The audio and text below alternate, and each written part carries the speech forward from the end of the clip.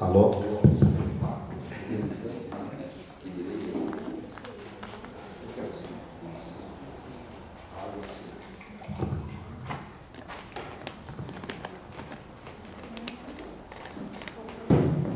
Bom dia.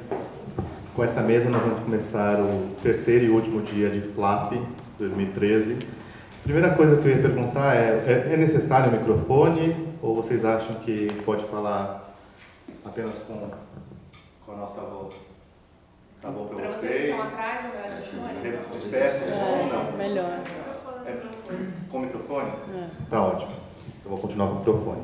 Bem, essa mesa aqui é a mesa de crítica literária, curadoria minha e da Andréa Catropa.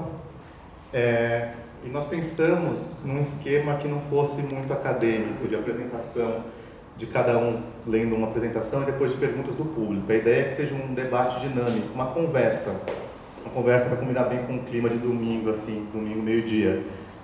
A ideia é que a gente vai fazer umas perguntas iniciais para eles se apresentarem, para os convidados se apresentarem, e o público pode intervir.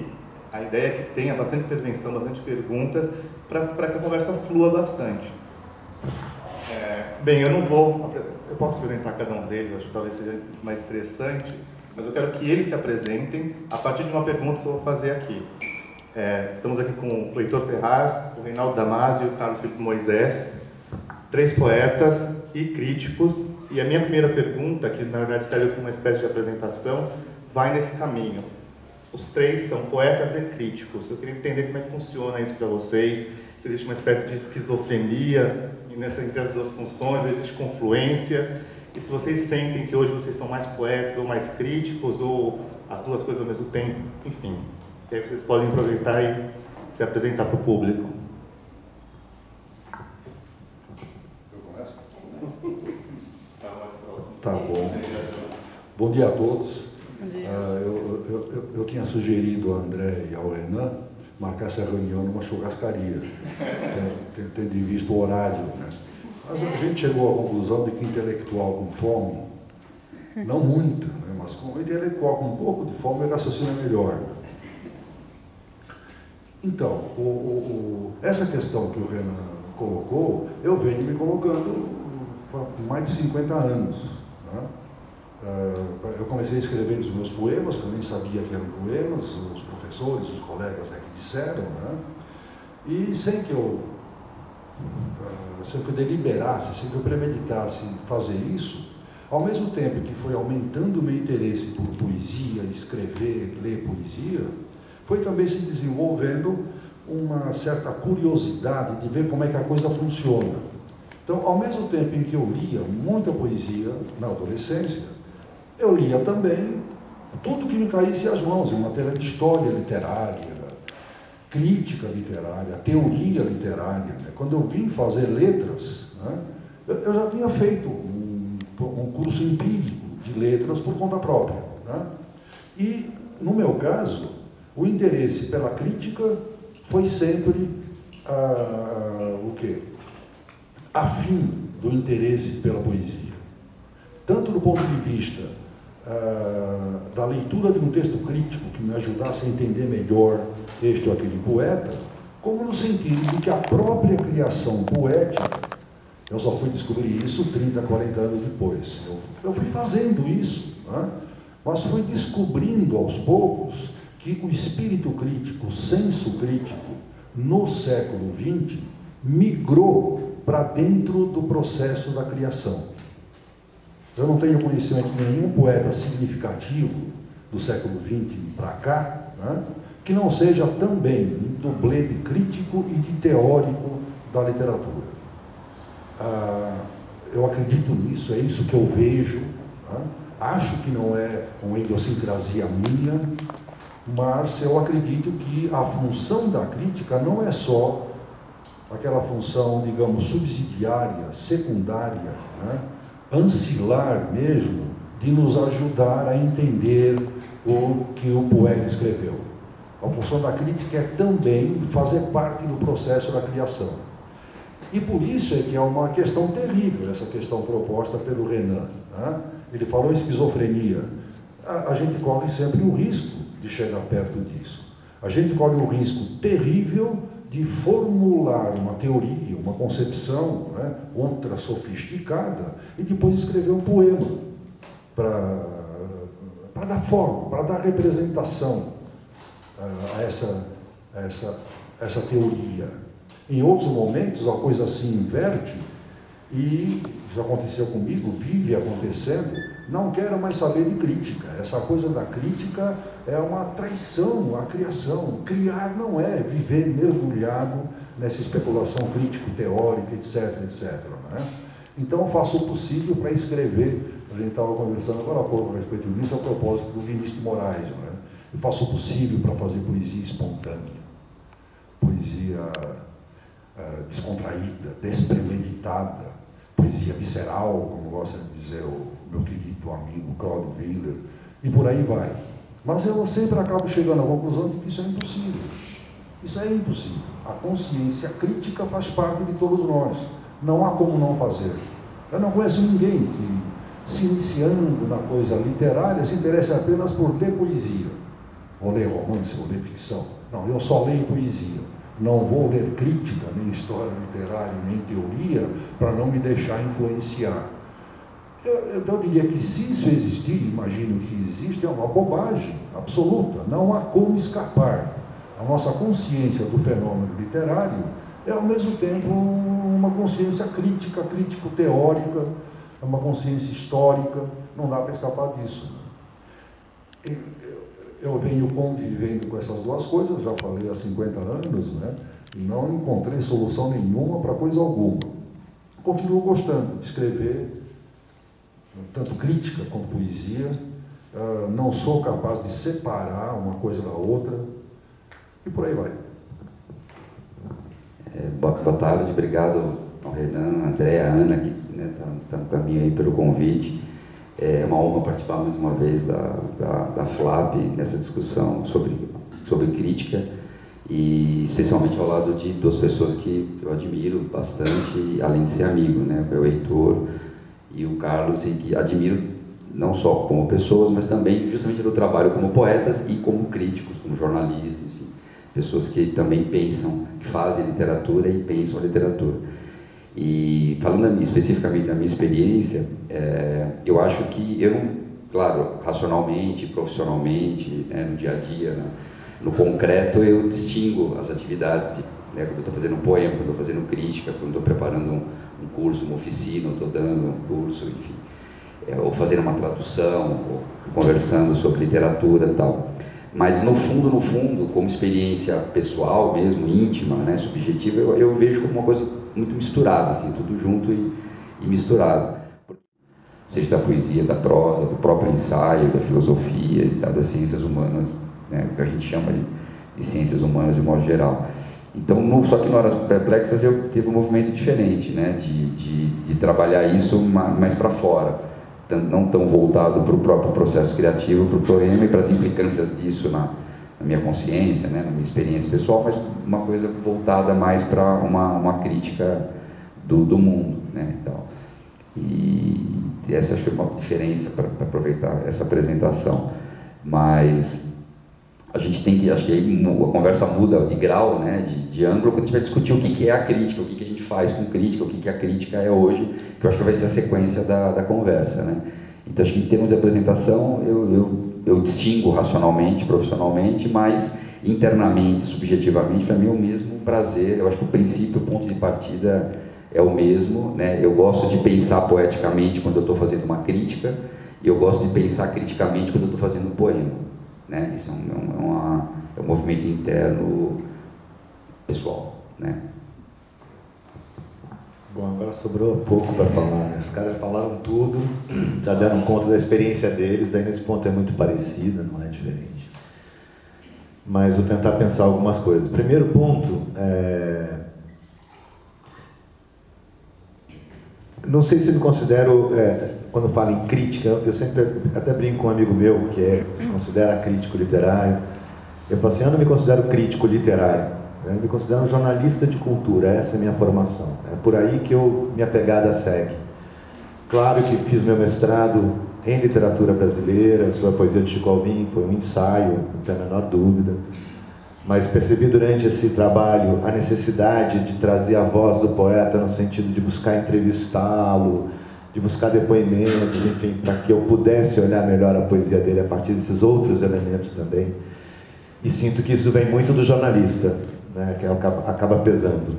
Atualmente, por exemplo, eu tenho me divertido muito mais escrevendo a minha maneira, que não é a maneira da regra do jornalismo tradicional, que é escrever os perfis jornalísticos de escritores, porque a regra do jornalismo tem que entrevistar o cara, mas tem que entrevistar tudo quanto é amigo dele para falar, ele é assim, assim, assim.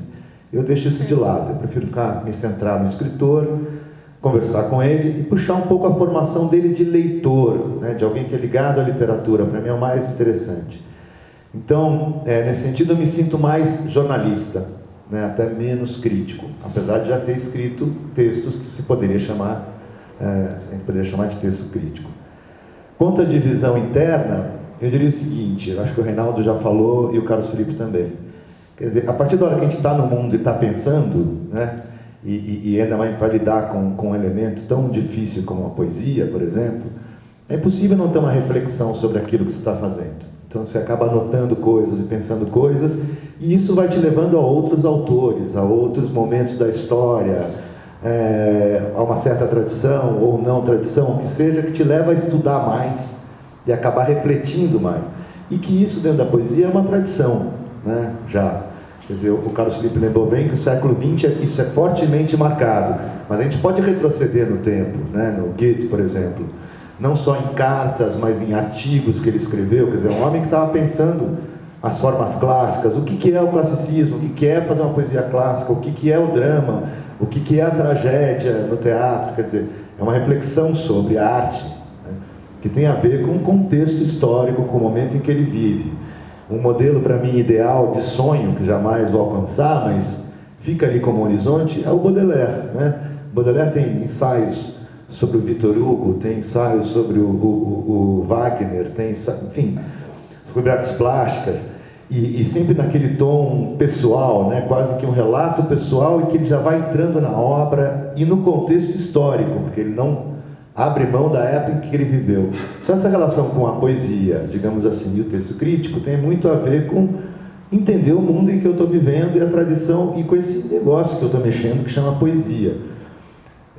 Acho que foi isso, por exemplo, em certo momento da vida me levou a fazer um mestrado em literatura e provavelmente me leva a fazer um doutorado o ano que vem, bem atrasado, já velho, carcomido, mas vou enfrentar a brincadeira. Quer dizer, eu tinha, em certo momento, me apaixonei pela poesia do Chico Alvim, do Francisco Alvim, que já era uma paixão que vinha da adolescência. Falei, bom, e que no começo, quando eu lia, eu não entendia muito aquilo, eu achava aquilo meio aleatório, vamos dizer assim. De onde vem essas frases que ele pega? Isso me levou a estudar a poesia dele cada vez mais, entrar, entender como ele organizou, como ele pensou, tem uma trajetória dentro dessa poética, de que maneira foi feita. E vou contar o seguinte, enquanto eu fazia o meu mestrado, eu me lembro que eram pilhas de livros, porque eu sou uma pessoa desorganizada, então não tenho fichamento de leitura, tem as pilhas de livros cheias de post-it, né? Com uma anotação qualquer para olhar ali, preciso pegar essa citação e colocar ali no trabalho e tal.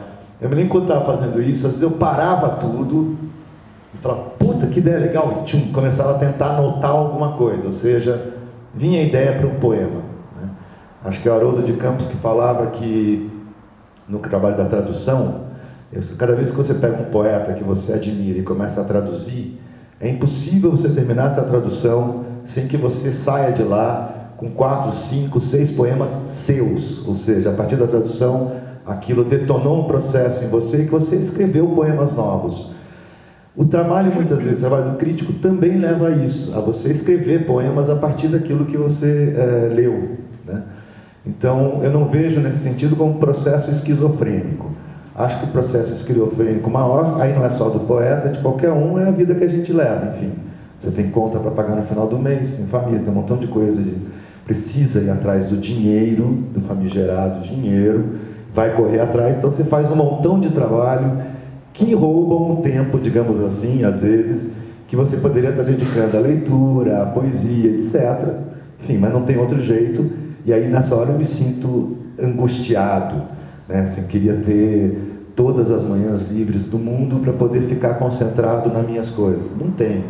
Tenho que entregar um artiguinho aqui, um negocinho ali, tenho que fazer um freela ali, tenho que participar não sei do que, enfim, porque preciso pagar as contas. Aí nessa hora sim, bate uma dor, bate a cisão, a vontade de abandonar tudo, enfim, aí sim dói. Mas se é para pensar a poesia, que é o elemento que eu gosto, aí não dói. Aí, enfim, acho que nada atrapalha, tudo ajuda, porque ajuda a alimentar o próprio poema. Me apresento assim.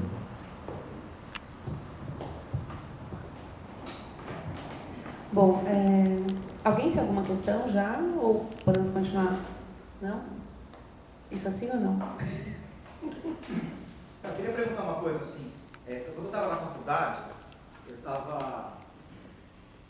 li uma resenha, na faculdade não, quando eu estava trabalhando na Livraria da Vila, peguei uma revista literária, não lembro qual, mas tinha um ensaio, tinha uma resenha da Viviana Bossi. Obrigado. Então, quando eu estava uns anos atrás eu trabalhei na Livraria da Vila, e aí eu peguei uma revista literária lá que eu estava vendendo lá, e tinha uma resenha da Viviana Bossi a respeito de um poema do Augusto Massi, né? Só que a crítica dela era uma coisa assim que eu achei absolutamente ininteligível, uma coisa assim que a transitoriedade, ela usou uns termos muito difíceis assim, e me pareceu aquilo muito inacessível, né?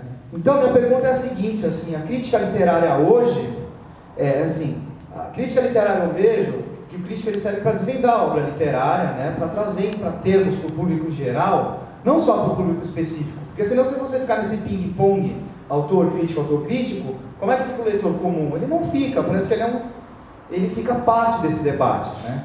E eu achei isso muito complicado hoje, né? Então minha pergunta é no seguinte sentido: o que ele produz, ele consegue ser, hoje, o que ele faz hoje, ele consegue ter esse diálogo com o leitor, ou está uma coisa muito estanque, assim, que é o que eu vejo hoje, né? Obrigado. Vou perguntar agora, porque o Renan fez uma pergunta que, a partir do perfil da atuação de cada um, vocês acabaram dizendo como vocês se sentiam em relação à crítica no ato da produção mesmo, né? Então, era uma moldura interior. Eu gostaria de pensar realmente nessa moldura exterior. Como o próprio Reinaldo já adiantou, eu acho que a gente, posteriormente, você está fazendo uma pergunta, tem a ver com o que eu vou falar, mas eu acho que depois a gente pode... É uma questão super complexa, né? Como você falou, os termos são difíceis porque é uma questão complexa. Daqui a pouco eu acho que a gente pode tentar pensar melhor mesmo em modelos, até o Renan vai conversar um pouco sobre isso, modelos talvez possíveis, né, para sair dessa dicotomia entre, que era um dos títulos aqui da mesa, né, essa dificuldade, né, entre hiperespecialização ou uma resenha rasa, né. Mas o que eu estava pensando é o seguinte, eu acho que, não sei se todo mundo conhece, mas tem um texto da Flora Susequinde que está no Papéis Colados, que tem um nome longo, Tratados, Rodapés, Ensaios, ainda continua o nome, né? E que ela tenta pensar um pouquinho numa... mas isso eu acho muito didático. Outros não, mas assim.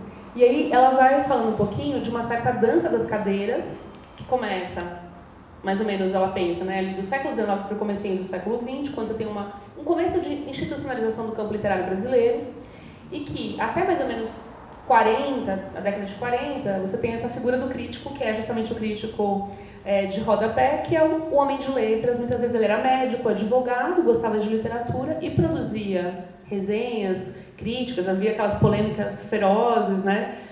Isso era para poucos leitores, porque poucas pessoas liam, mas de alguma forma era como se fosse para todos os leitores do jornal. Depois, nesse mesmo artigo, a Flora Susequinde vai dizendo que a gente tem, com a criação das faculdades de Filosofia e Letras, né, e ela vai focar no Rio de Janeiro e aqui de São Paulo, da USP, ela fala, você começa a ter figuras que de dentro da academia começam a ter um destaque e, de alguma forma, organizar o debate principal nacional a partir de um olhar mais acadêmico, mais especializado. No caso, ela vai focar no Alfredo Coutinho, no Rio de Janeiro, e no Antônio Cândido, em São Paulo. Particularmente, eu acho que ainda nesses dois casos havia um modelo que equilibrava um pouco, né, a ideia da especialização, mas ao mesmo tempo uma tentativa de buscar uma universalidade, difundir a leitura, difundir padrões mais técnicos de leitura, mas de uma forma mais acessível. Nesse mesmo artigo, ela vai dizendo que depois de um certo momento, lá pela década de 70, você tem de novo uma expulsão desse crítico acadêmico que acaba se tornando muitas vezes um tratadista e que usa o jargão técnico, né, de uma forma muito encerrada.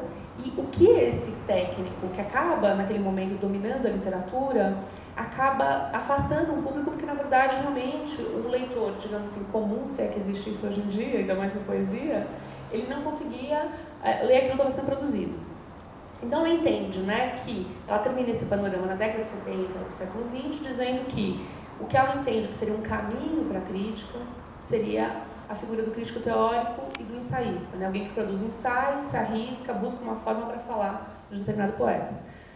O que a gente percebe é que não foi muito para esse campo, né? Os grandes críticos foram por aí, mas eu acho que hoje em dia a gente tem reviravoltas e um encerramento da crítica.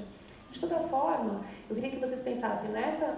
Vocês têm trânsito, né? Não só como poetas e como críticos militantes, né? No sentido de alguém que vai e produz no CA, faz um texto que é totalmente voltado para o público literário, muitas vezes um trabalho sem remuneração, mas também tem esse trabalho do jornalista cultural que muitas vezes vem de uma demanda. E aí vem restrições e imposições, né? Então eu queria que vocês, pensando nesse panorama, concordando, discordando, mas tentassem pensar um pouco na atuação de vocês dentro de uma determinada concepção de crítica que está emoldurada, né, pelo nosso momento histórico. Meu Deus.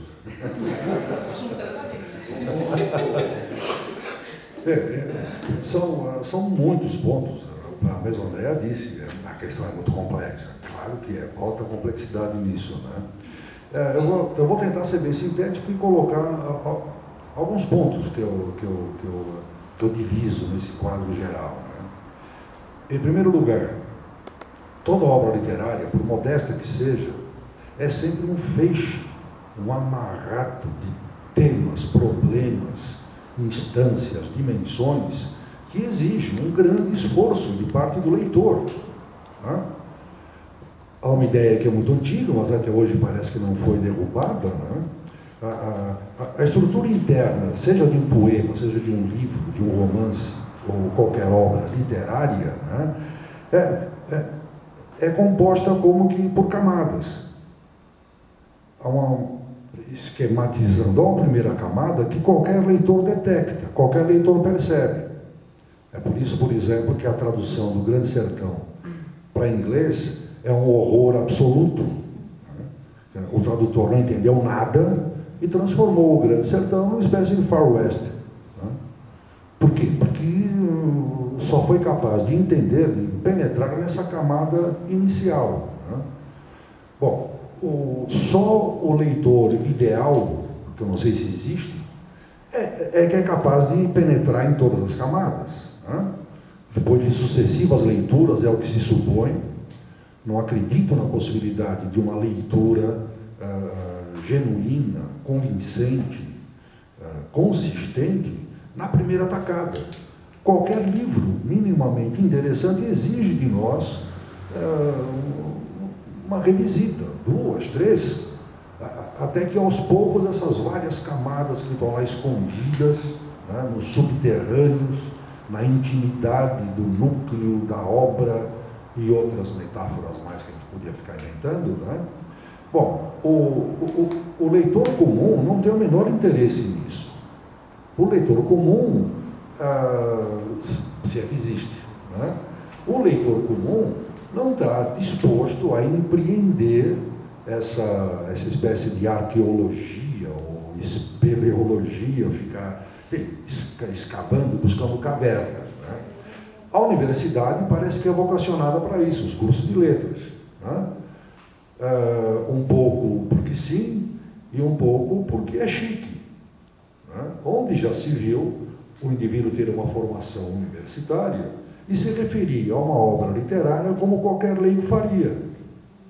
Então, é preciso defender, né, a condição de mestre em letras, ou doutor em letras, ou seja lá o que for em letras. Então, o meu depoimento, a minha crítica, a minha resenha, não pode ser confundida com a resenha, com o artigo que qualquer pessoa faria. Eu estou falando tudo isso um pouco entre aspas, né? Porque desde o começo, desde que eu entrei na faculdade, né, e fui então estudar sistematicamente a coisa literária, né, dos mais variados pontos de vista, eu já colaborava em jornal, eu já fazia a minha crítica antes de entrar na faculdade, né, e continuei fazendo, da mesma forma. Né. Eu assisti esse processo, né, historiado pela Flora, né, eu assisti, eu vivi na pele. Os suplementos que foram desaparecendo, por quê? Porque os donos dos jornais, todos eles, né, se queixavam amargamente de que a nova crítica que aparecia nesses suplementos era intragável, era ilegível. Era coisa feita de universitário para universitário, ou de especialista, hiperespecialista para outro hiperespecialista. Eu sempre achei, devo estar muito enganado, mas eu sempre achei que é perfeitamente possível ser claro, ser comunicativo. É perfeitamente possível mostrar a qualidade da crítica que você está fazendo, sem recorrer ao jargão. Um texto maravilhoso, né, sobre os poetas russos da final do século XIX, começo do século XX, que morreram, se mataram, ou foram morridos, né, pelo processo histórico e tal. Ele fala muito do Mayakovsky, né, e é um crítico que a gente também acostumou a ler os textos duros dele, né, formalistas e tal. E de repente você vê um texto que o cara está falando do convívio dele com Mayakovsky, né, da importância dele, um crítico, ouvir, chegar para o Mayakovsky e falar assim: escuta, achei isso do seu poema, tem a ver, né, isso? Será que eu estou falando a bobagem, né? Pô, acho que quem de repente mistifica teoricamente um cara como Jacobson talvez não imagine um gesto desse, né? E certamente foi esse contato, não que, claro, todo crítico tem que ter contato físico, pessoal, com o poeta, não é isso que eu estou dizendo. Mas como isso, por outro lado, foi importante para o Jacobson formular as questões teóricas dele a partir da poesia do Mayakovsky, inclusive com mais, talvez, pertinência, do que se fosse uma especulação, né, ali só, e, enfim, embora existem especulações muito pertinentes, né. Então, eu acho que aí nesse caso da resenha, talvez seja um pouco isso, a falta de jogo de cintura aí, de saber aonde que você está se movendo, né, que é uma coisa que a gente está acostumado a formar. Eu sou um pouco da formação do leitor, sou jornalista, não sou formado de jornalismo, sou formado em ciências sociais, virei jornalista acidental, e, enfim, não tenho formação, embora tenha estudado publicidade, mas enfim, é outra coisa. E eu acho que quando você está escrevendo num veículo que tem uma circulação, tem um público que é de maior divulgação, você tem que tentar adequar a sua linguagem para esse leitor, sem menosprezar nem a inteligência dele, nem a sua, nem a do poeta, do autor que você está analisando, né? Eu já acho, aí já um pensamento talvez mais bem pessoal, né? Eu acho que você tem que fazer isso sempre, como o Carlos falou. Eu acho que o bom crítico é aquele que se comunica bem e claramente e profundamente, sem ser piega, sem ser pernóstico, né? Sem exibicionismo e malabarismo intelectual, se expressa bem para qualquer leitor, sim, sem fazer concessões, exatamente, para qualquer público, né? Então ele pode se expressar, ele pode ser claro, profundo e denso para um iniciado, um acadêmico, como ele pode ser para um iniciante também, ou pode despertar no iniciante a curiosidade de querer ler aquele autor, né? Que no fundo também tem isso, no papel da crítica e tal, que é despertar. Na verdade, eu acho que a crítica nada mais é que uma leitura compartilhada, pública. Eu vejo o crítico como um leitor público, aquele cara que eu estou lendo aqui no meu sofá, na minha rede, né, e tal, eu estou lendo aberto, pensando alto, pensando para todo mundo. Quem quiser ler junto, né? Quem quiser concordar, discordar, estamos aí para isso, né? Mas é isso que é um crítico, um leitor público. Ele espalha para o mundo aquilo que geralmente ele faz quietinho lá no gabinete dele, né? Ou em algum lugar que ele gosta para ler. Mas é isso, vou me alongar mais para deixar o Heitor. Difícil, né? Já logo cedo, meio-dia, já vem uma pergunta dessa. Eu anotei 3 pontos aqui, na medida do possível da organização, ou melhor, da minha desorganização mental. Primeiro ponto é o seguinte: acho que tem 2 tempos de leitura. Um tempo de leitura é o tempo de leitura do tempo crítico, do texto crítico. E um tempo de leitura é a leitura do texto do jornal, da notícia, da informação. A notícia e a informação é uma leitura rápida, ligeira. Né? Você abre o jornal, lê rapidamente, se informa rapidamente, né? E fechou o jornal. O problema é que dentro desse jornal, ou dessa revista, que seja uma semanal, pode conter um texto crítico, de crítica literária. E o tempo de leitura vai ser outro. Eu posso ter um texto crítico rápido, corrido, como a gente faz normalmente para jornais e revistas. Mas eu posso ter um texto crítico mais exigente, que peça mais tempo do meu leitor, peça que ele leia, obrigue talvez a reler, e nesse caminho pode criar um desconforto a partir de uma linguagem, etc., como pode também ampliar o seu conhecimento, né? Não só daquele poeta que está sendo comentado, como o seu, né, de você compreender melhor, né, como também você vai ganhar mais, assim, sabendo de onde estão vindo determinados termos, etc.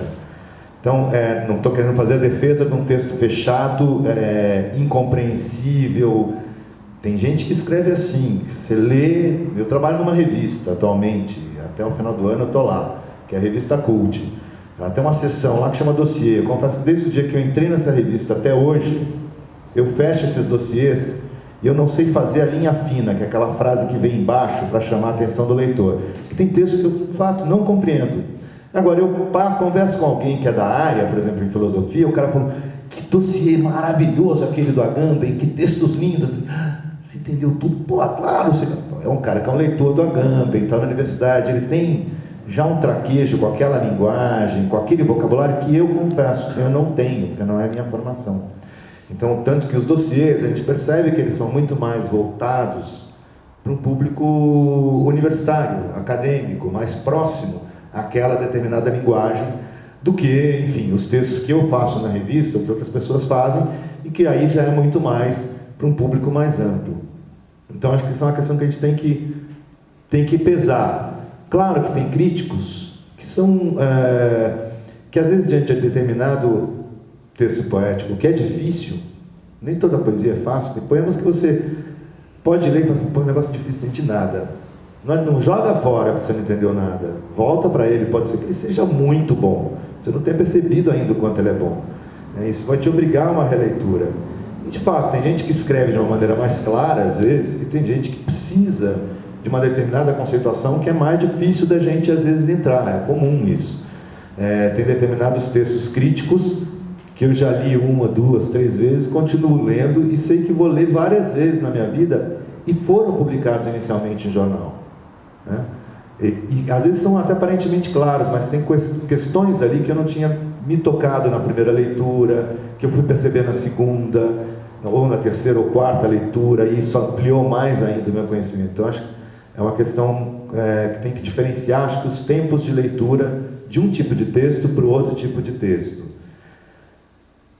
Claro que o que atrapalha o meio de campo é o que o Carlos Felipe falou, e falou bem. Há aquele crítico, que é muito mais um sujeito que gosta do exibicionismo do que aquele que procura, que tem uma certa exigência, digamos assim, vocabular, uma exigência teórica, e que às vezes se amarra, mas isso é um tipo.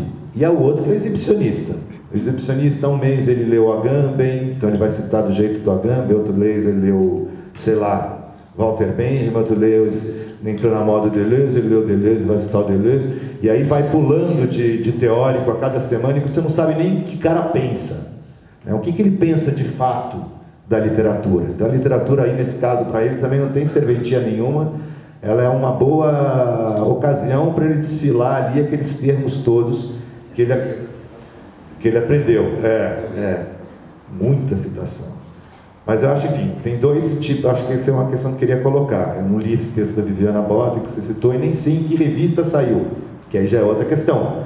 Se ela saiu numa revista da academia, sei lá, Tereza, tem outras mulheres lá na USP?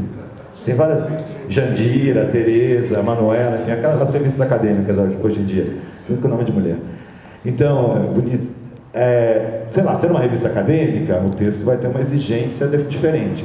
Sendo uma revista, digamos, que não é acadêmica, que é para um público mais maior, ou aí pede um tempo diferente, né?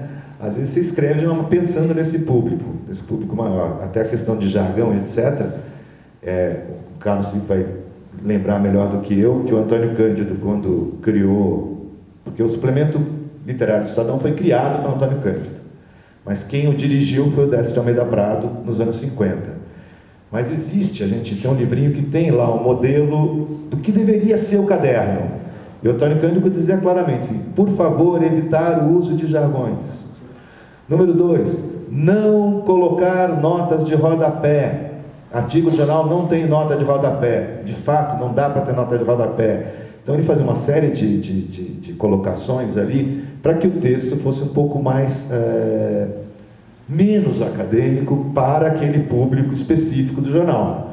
No entanto, tem textos ali que a gente lê até hoje que não são simples.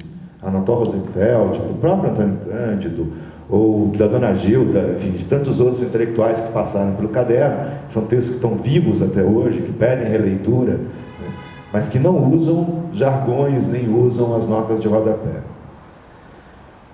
A segunda questão aí que eu queria colocar, vou tentar ser meio rápido, é em cima do que a própria Andréa levantou sobre o que disse a Flora.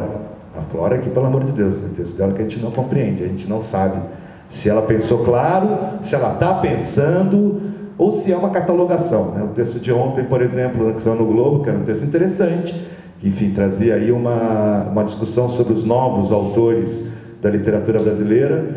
Ela foi buscar uma teoria lá Ela precisou ir lá na França para ir atrás da teoria dela sobre objetos. Ela usava a questão do OVNI, só que ele é um francês que é o Christophe Renan, uma coisa assim. Objetos, agora não vou lembrar o nome. Enfim, que ela fala muito sobre uma literatura brasileira de hoje que trabalha com a ideia do coro, com a ideia das várias vozes. Então, ela faz ali uma catalogação dos lançamentos mais recentes. É interessante, inclusive, por isso, é um artigo, mas nem sempre os artigos dela são simples, você precisa ler 1, 2, 3 vezes para entender o que ela está querendo discutir. Mas a questão do jornal, eu acho bem mais difícil falar. Quer dizer, a gente teve uma história de crítico de rodapé, que era um homem com uma formação erudita, né? Nenhum deles eram desprovidos de conhecimento, não era um cara que leu 3 ou 4 livros e foi escrever no jornal, não, eram de uma altíssima erudição, né? E que escreviam aquelas notas de rodapé, os críticos de rodapé dos jornais. A partir de um momento, de fato, houve uma especialização disso, né? Não saberia, talvez, ela falou em anos 60, né? Mas eu só queria pegar uma coisa mais para frente. Eu não acho que o jornal abandonou, deixou o crítico literário, esse crítico literário de fora, porque a linguagem dele se tornou difícil. Acho que a relação do jornal com a academia modificou nos últimos anos. Eu fui criado, eu tenho 48 anos, lendo folhetim na Folha de São Paulo, em que eu lia textos do Roberto Soares, do Alfredo Bozzi, do Davi Arrigucci, enfim, do Bento Prado, de uma série de intelectuais, né, exigentíssimos. E a gente lia todo final de semana. Eu me lembro de um folhetim inteiro que era o texto do Davi sobre a maçã, a análise da maçã do Manuel Bandeira, era o folhetim inteiro. O problema é o seguinte, houve um momento, com a redemocratização, que a universidade já não interessava mais para o jornal, não era mais o público que ela começou a visar. O país começou a melhorar um pouquinho economicamente, nos últimos anos melhorou bastante, então tem mais dinheiro, tem um público maior, interessa um público muito mais amplo, já não interessa mais essa relação com a universidade começou a colocar em xeque, inclusive, o próprio poder, o próprio jornal, não interessa, então é melhor expulsar a universidade dentro do jornal. Houve um namoro, no caso da Folha de São Paulo foi muito claro, né? Para quem conhece, nos anos 80 o que aconteceu? Houve um namoro porque a universidade trazia um público para o jornal.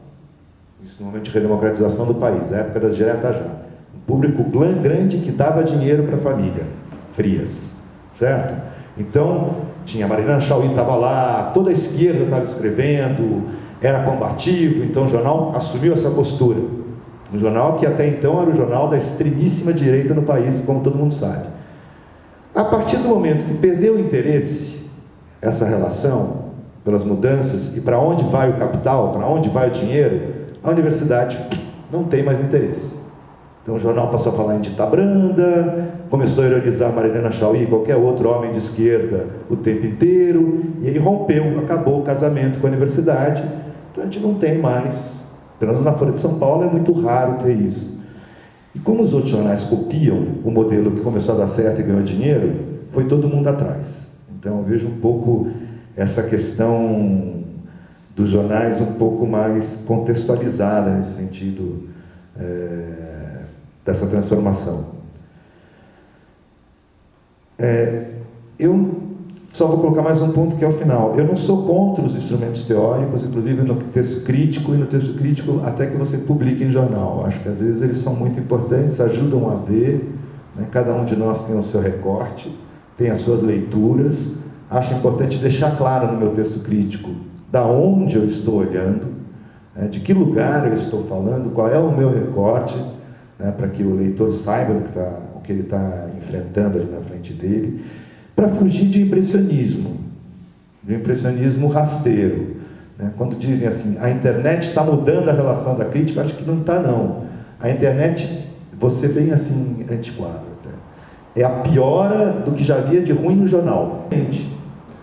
Agora, se eu sou um leitor de crítica literária, acompanho uma produção, um pensamento determinado, isso ajuda a olhar meu objeto. Sem instrumento, é que nem fotografar. Sem instrumento, todos nós viramos críticos de Instagram, né? Eu me sinto um puta fotógrafo fazendo foto no Instagram, porque aquilo é ridículo para fazer fotografia e recortar. Qualquer criança faz. Agora, se me der uma máquina de verdade, que eu tenho que procurar o foco aqui, mexer aqui, ver não sei o que lá, a relação, melou, eu sou um péssimo fotógrafo, não vai sair uma foto com foco. Então, se eu conhecer esse instrumento bem, eu posso ser um grande fotógrafo de fato. Agora, o fotógrafo de Instagram não é um fotógrafo de fato, né? É a mesma coisa com a crítica que eu vejo na internet hoje em dia. É um montão de gente que faz comentários, são divertidos, são engraçadinhos, mas não tem nenhum estofo teórico no fundo. Não está sustentado por uma discussão de ideias. É muito rasteiro nesse sentido, né? Quando eu pego um texto de um crítico, que eu sei que tem uma formação determinada, ele consegue ampliar o meu horizonte de leitor. Então, acho que tem que separar um pouco o comentário, que serve muito mais por aí para uma discussão de bar e tal, e aquele comentário que busca aprofundar a discussão da literatura no nosso contexto, no momento histórico que a gente vive, que não é fácil. Enfim, eu acho que essas são, para mim, as 3 questões que eu quis destacar a partir do que vocês levantaram.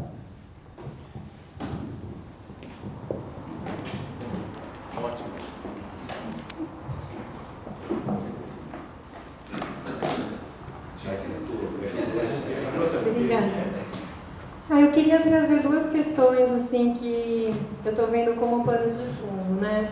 Uma delas eu acho que é a econômica. Foi dito aqui bastante até pelo leitor. Mas eu sinto que o quê? Tudo que a gente está falando aqui é num contexto de um país em que a literatura é a última das prioridades. E assim como você falou, todos nós temos que sobreviver. Então, muitas vezes, eu acho que assim, a tendência de quem quer ser escritor é quase ser empurrado para a academia, porque acaba sendo uma forma de você se sustentar ou com bolsa, ou eventualmente como professor. Enfim, né, essas coisas derivadas. E aí, o que acontece? Você sai do universo literário para ter um compromisso com o universo acadêmico, que tem outras exigências. Então, se você está na academia, você vai ser julgado exatamente por teoria, por seminário, por você estar dialogando com o que foi dito no século XIX na Rússia, etc. E a verdade é que a gente não está no século XIX nem na Rússia, né? E aí, eu acho que, então, eu estou vendo que esse problema que é visto não é a apatia da crítica, né? Na verdade, é quase a irrelevância da crítica num país que quase não tem nem leitores e produção artística o bastante para que ela seja relevante. E eu digo isso, inclusive, porque eu acho que até as resenhas de jornal, que são rasas, etc., elas não fazem diferença nenhuma. Tipo assim, tem livros que saem lá avaliado como ótimo, a grande maioria vende 200 livros, num país de 180 milhões de pessoas. Então, assim, o que eu estou vendo é que todos nós, críticos, escritores, agitadores culturais, a gente está sofrendo do famigerado, né, que foi a palavra que você falou. E fora esse elemento, então, duas coisas que eu queria falar. Essa reflexão sobre o contexto econômico da nossa literatura. E o segundo ponto que eu acho que também é pertinente é uma questão cultural, acho que do brasileiro, vou me permitir fazer essa generalização, dos movimentos hegemônicos. O brasileiro não gosta de ouvir crítica, ele não vê isso como bacana, não vê isso como um movimento de crescimento, de crescer junto. Né? Então, assim, por acaso eu fiz faculdade na Inglaterra e eu lembro que era muito bacana você criticar o outro, porque você sentia, pô, bacana, ele me criticou, eu vou mais forte e tal. E sempre senti aqui no Brasil um pouco dessa resistência. E até na última semana eu estava contando para os colegas, depois de 5, 6 anos na literatura, eu me permiti fazer uma crítica amorosa para 2 colegas escritores e acho que eu perdi a amizade, assim. E num movimento assim de amor mesmo, de tipo amar essas 2 pessoas e precisamente por ler tudo que eles escrevem e tipo querer tanto que eles né, pelo menos ouçam uma ideia e possam crescer a partir disso, e a dificuldade de repente ouvir falar, cara, bacana, vamos, né? Então assim, não sei, essas 2 reflexões que me vieram eu queria compartilhar com vocês. A linguagem ela nunca é neutra. Por que a crítica, principalmente quando olha a contemporaneidade, embora seja bastante relativa a noção de contemporaneidade, mas por que ela tende a se colocar em cima do muro, a ser neutra? E se isso não causa um certo desserviço para o que está sendo produzido atualmente? Porque falta, mesmo correndo o risco de estar equivocada, de realmente mostrar caminhos. Começou no resumo. Eu ia acrescentar mais coisas. Mas seria bom se vocês ficariam acrescentando coisas até as 2 horas, acabou. Então, você tem toda a razão. Né? Há muita gente que se aproxima da literatura na expectativa de encontrar aí uma forma de sobrevivência. E acaba encontrando, de um modo ou de outro, né? Uma sobrevivência muitas vezes precária, né? Porque depende de bolsa disso, bolsa daquilo, né? É um troço que dura só 2 anos, enfim. Né? Então, eu sei lá o que é que eu penso a respeito disso. Né? É evidente que todo mundo tem direito de sobreviver. E tem direito também de procurar a forma que lhe pareça mais conveniente. Né? Mas eu diria que a literatura e os seus arredores todos, incluindo a academia, né, estão longe de ser, hoje, na economia de hoje, um ponto seguro, um lugar seguro, onde pessoas possam sobreviver. Então, sei lá, se alguém me procurasse, nunca ninguém procurou nesses termos, né? Olha, eu vou fazer letras, vou fazer um mestrado, vou pedir uma bolsa do CNPq, do CAPES, não sei lá de onde, porque é uma forma que eu acho boa de sobrevivência. Eu faria o que estivesse ao meu alcance para dissuadir essa pessoa. Não faça isso, não. De modo algum. Você vai não só prejudicar o seu projeto de sobrevivência, como prejudicar a literatura. Porque a literatura não tem nada a ver com isso, ou não é que não tem nada a ver com isso, eu estou exagerando. Né? O interesse que a pessoa possa vir a ter em literatura, depois de ter ingressado em uma perspectiva dessa, com vistas à sobrevivência, vai ser um interesse pouco consistente, pouco genuíno. Né? Eu penso assim. Mas, enfim, uma questão que você colocou, eu acho muito interessante, isso da crítica feita com amor, né? Mas que mesmo assim, né? A gente conhece a expressão famosa crítica construtiva, né? Que às vezes antecede a crítica E às vezes vem depois, né? Não, mas foi uma crítica construtiva, pelo amor de Deus. Né? Uma das minhas deformações, né, em vários sentidos, é gostar de mesa redonda de futebol. Eu assisto, né? Há anos e anos e anos. Ouço pelo rádio, né, aquelas resenhas da rodada, né? Porque eu acho que eles têm um modelo maravilhoso, fantástico, do quê? De crítica, né? E de polêmica. Né? É tudo absolutamente subjetivo. É tudo na base do achismo. Né? E eles usam com certa frequência. Eu vou fazer uma crítica construtiva. O senhor acabou de falar uma asneira. E passa para outro assunto.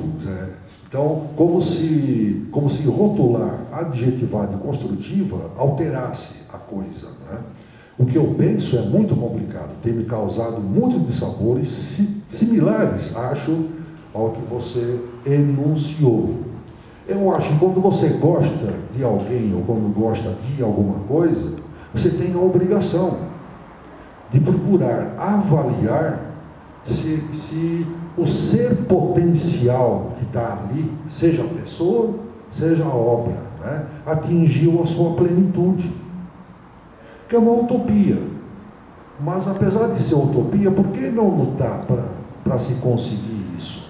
Então, um querido amigo publica um belo livro, eu leio o livro e detecto, não da minha cabeça, mas detecto dentro do próprio livro, algo que pediria um desenvolvimento para cá, para lá ou para mais adiante. E quando eu faço isso, né, eu tenho amigos que entendem, que aceitam, outros que passam a me detestar. Onde já se viu um livro bom, me esforcei tanto, ganhou um prêmio. E veio lá esse maluco aí do Carlos falar mal do livro. Não é propriamente falar mal, é essa coisa meio angustiante, eu diria. É um tremendo lugar comum dizer que não existe obra perfeita. Todo mundo sabe disso. Mas o carinha publica o seu livro e, de algum modo, ele quer que os outros achem que ele publicou uma obra perfeita, definitiva, né? Merecedora de prêmio Nobel, no mínimo. Jabuti, nem pensar. Né? Então, quer dizer, toda obra, eu acho, sempre achei isso, instintivamente nos primeiros 30 anos, conscientemente nos 30 seguintes. Né? Toda obra, por melhor que seja, pode ser aperfeiçoada, pode ser melhorada, não com base nas idiosincrasias do leitor. Né? Você descreveu aquela mulher de uma maneira tal. Eu não gosto disso. Eu preferia ver o seu livro, a mulher descrita. Não é isso. Não é isso. Isso jamais seria aperfeiçoamento. Aperfeiçoamento é essa coisa simples de dizer, mas dificílima de pôr em prática. Toda obra tem um núcleo de potencialidade, tem um núcleo de virtualidade, que tem que ver, às vezes a gente confunde isso com as intenções e comete o equívoco de perguntar ao autor quais foram as suas intenções. Não, eu acho isso bobagem, eu acho isso uma perda de tempo. Né? Mas acredito sim nas intenções. Toda obra brota de uma intenção, de um impulso. Seja ou não consciente, deliberado por o escritor. Eu nunca me interessei por isso. Eu me interesso pela própria obra. E é muito comum, muito frequente. Você ler uma determinada obra, você percebe, você depreende esse núcleo de intenção que está ali dentro da obra e se dá conta de que a realização não está à altura. A realização não é completa. Se o autor tivesse se esforçado um pouquinho mais, ele teria feito uma coisa ainda um pouco melhor. Bom, enfim, é muito complicado e controvertido isso, eu sei. Né? Mas acredite que eu entendo perfeitamente o que você quer dizer com fazer crítica amorosa e o amado ou a amada não entender, ficar bravo. Eu acho que é humano. Né? não sei se dá para generalizar, mas as pessoas costumam preferir o elogio, costumam preferir que lhes passemos a mão na cabecinha, né?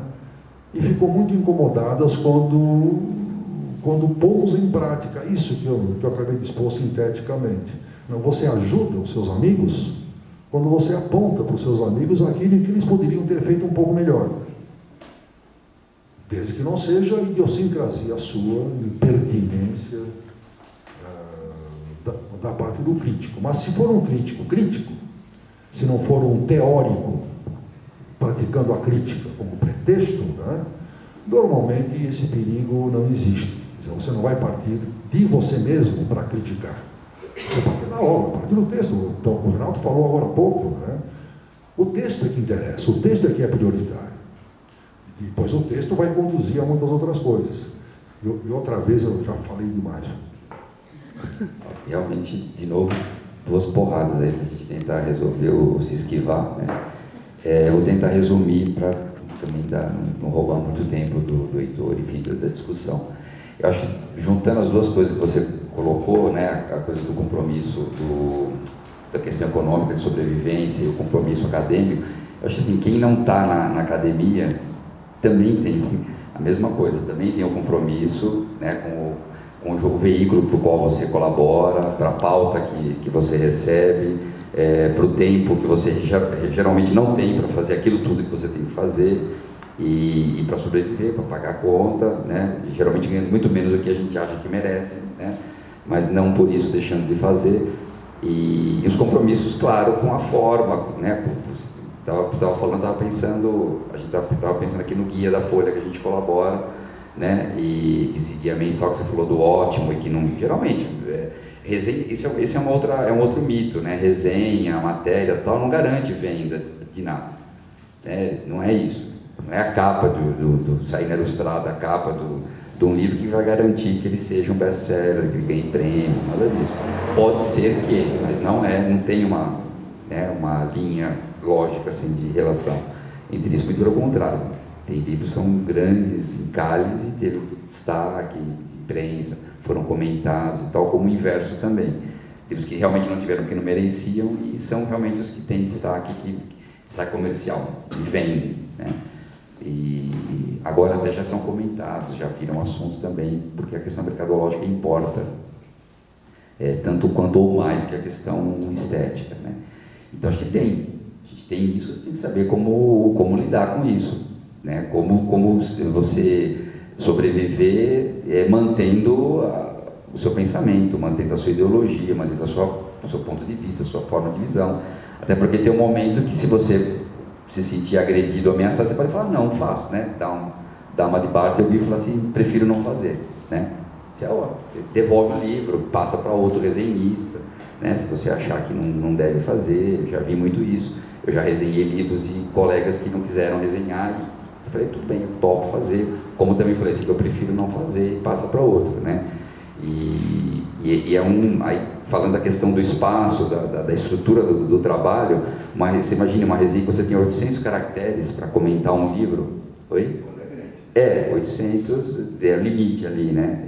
Para você resenhar um livro, às vezes mais de um livro, né? Você tem que apresentar o livro, apresentar o autor, contextualizar esse autor, esse livro, essa obra. Às vezes são 2 livros, por exemplo, né? Em alguns casos. E ainda dar uma opinião crítica sobre isso. São 3 parágrafos, né? Na nossa lógica interna de produção, você tem essas resenhas do guia da Folha. Em geral, eu divido por 3 parágrafos, né? Um abre, que você contextualiza a coisa, descreve um pouco o livro na segunda, e na terceira, quando se der certo, você dá a opinião. Claro que não sigo sempre essa ordem lógica, mas é uma forma de você se organizar para ter essa ideia. E o grave de tudo isso não é nem esse pouco espaço que eu acho ótimo. Acho que é um desafio legal. Acho que se você gosta de literatura, se você tem opinião, se você pensa sobre literatura, você tem que dar uma opinião sobre um livro ou 2 que sejam em 800 caracteres. E dá para fazer, né? Quando a coisa parece meio morna, geralmente é porque você não gostou do livro, então você está dando uma desconversada ali elegantemente, né? Porque eu também acho que foram raras as vezes que eu fui digamos, duro tal, né? E porque realmente eu achei que merecia, mas o espaço é muito pequeno para você desenvolver tanto a dureza como a delicadeza, então você tem que ter, é complicado realmente fazer isso, né? Só que o diabo é que você tem que colocar uma avaliação lá, ótimo, bom, ruim, regular, né? Isso é um carimbo que você está dando ali, é terrível isso. A gente fala isso porque a gente sabe, o próprio editor do guia sabe que é terrível, mas é uma norma. Então você segue uma norma, você está ali, está jogando o jogo, você tem que jogar. Então aí você acaba tendo também as suas normas internas de o que é bom, o que é ótimo, o que é irregular, né? Às vezes o bom é quase um regular. Muitas vezes não é? Não, e o regular muitas vezes é ruim, eu fico constrangido da ruim.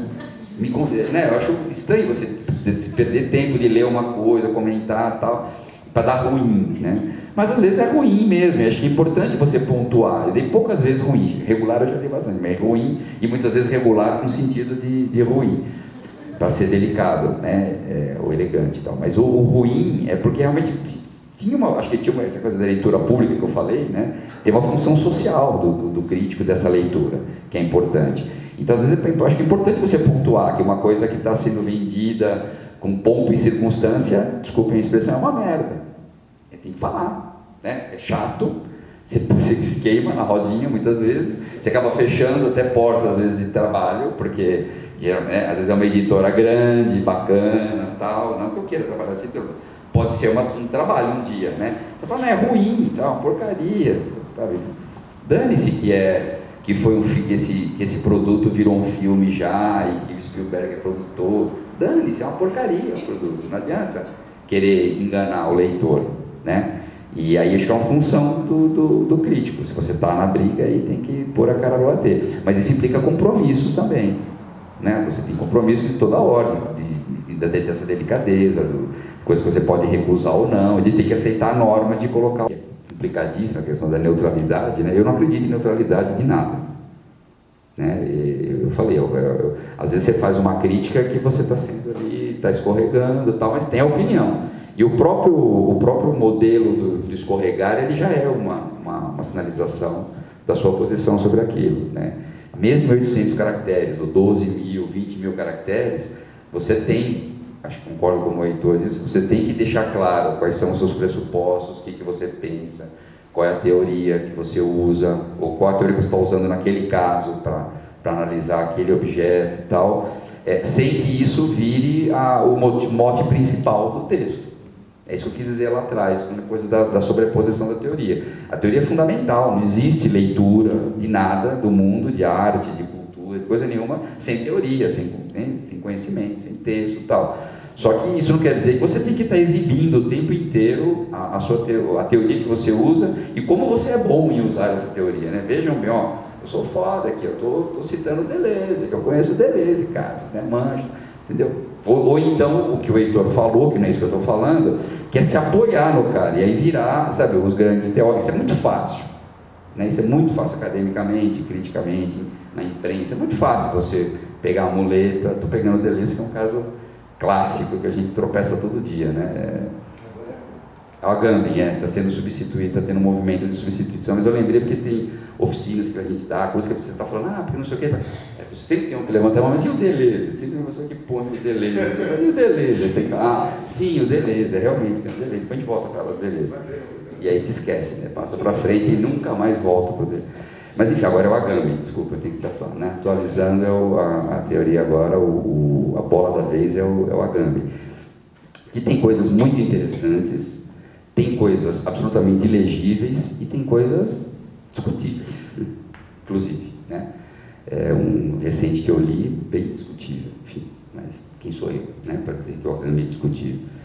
Então, assim, não existe neutralidade, desde um texto de uma notinha que você faz, uma resenha de 800 caracteres, um grande artigo, na hora que você entrevista um autor, na hora que você está dando um curso, na hora que a gente está falando aqui, entendeu? Todo lugar que você dá uma entrevista, não sei aonde, essas coisas todas.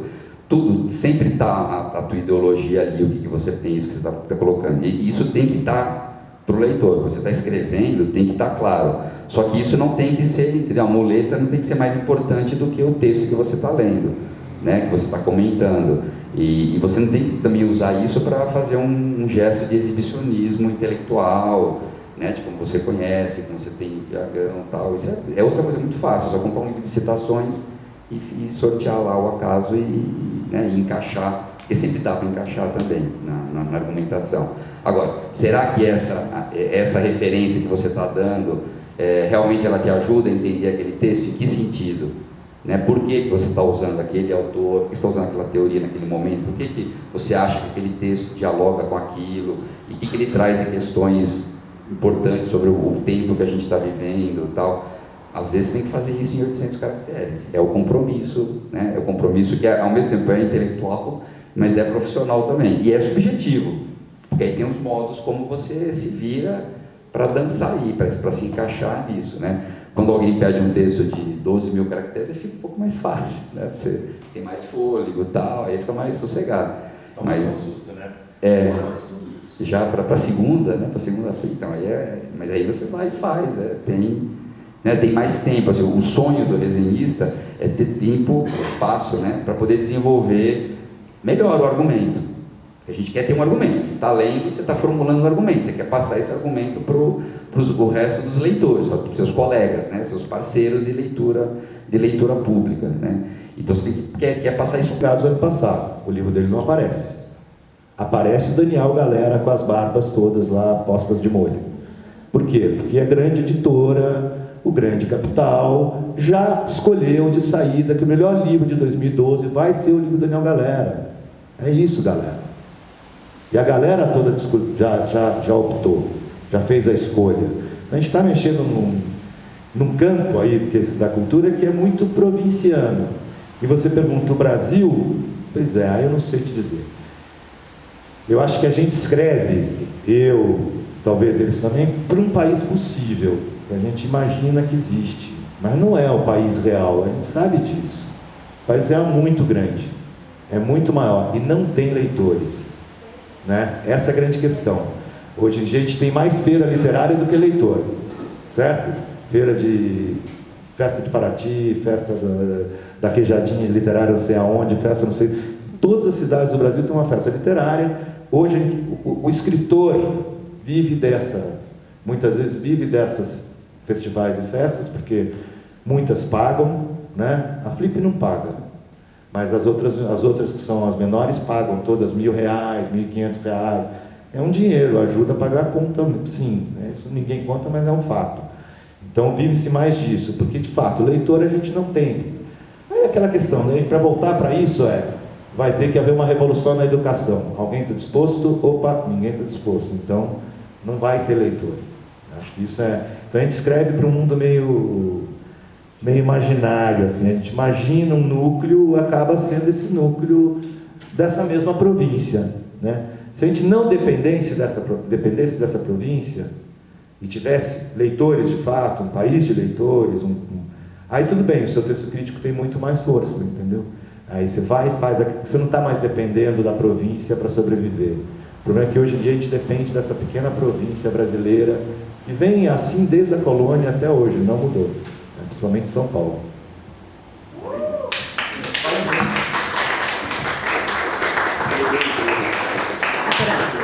São 2h10.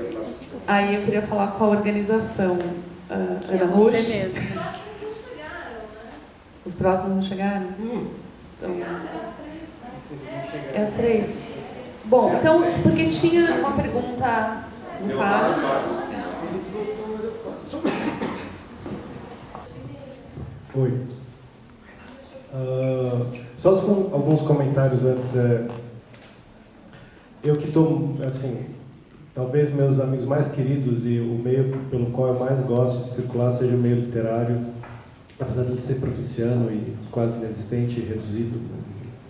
Apesar de estar muito mais ligado profissionalmente ao meio da crítica cinematográfica e tudo isso, e aos congressos acadêmicos cinematográficos, eu só quero dizer que é a mesma coisa no cinema, assim, elege-se o Deleuze ou o Foucault, o Agamben ainda engatinha, né?